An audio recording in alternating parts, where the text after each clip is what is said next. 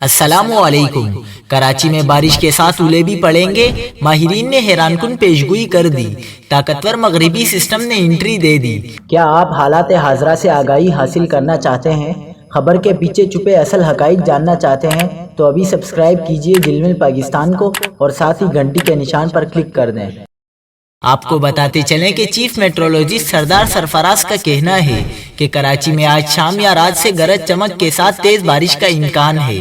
تیز سرد ہوائیں بھی چل سکتی ہیں۔ چیف میٹرولوجسٹ کا کہنا ہے کہ کراچی میں 45 سے 54 کلومیٹر فی گھنٹہ کی رفتار سے ہوائیں چل سکتی ہیں۔ شہر قائد میں کہیں معتدل اور کہیں تیز بارش کا امکان ہے۔ سردار سرفراز کا کہنا ہے کہ 5 جنوری کی دوپہر تک وقفے سے بارش جاری رہنے کا امکان ہے۔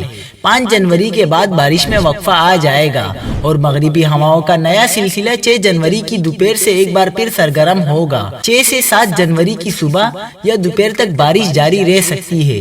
دوسری جانب موسمیاتی تجزیہ کار جواد میمن کا کہنا ہے کہ کراچی میں آج سے شروع ہونے والی بارش کے دوران اولے پڑنے کا امکان 20 سے 30% ہے۔